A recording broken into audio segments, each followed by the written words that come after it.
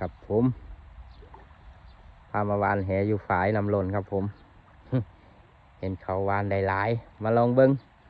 นกเจ้ายึด เปล่าวานแหเตะอยู่ตัวโอ้วานเตะธรรมดาตาฤาษีได้2 โตวครับผมเมื่อกี้โตงามๆใหญ่ๆเลย เขาบอกว่าไม่อยากคุย ไอ้ปลดไม้นะไม่อยากคุยเบื่อเหลือเกิน ทางนี้ก็ติดครับผม ติดใหม่อยู่โอ้ธรรมดาที่ไหน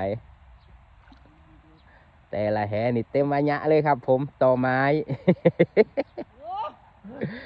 อีกแล้วติดไป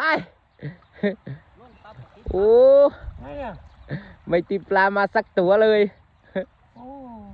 โอ้เบื่อเหลือเกินน้ำตื้นอ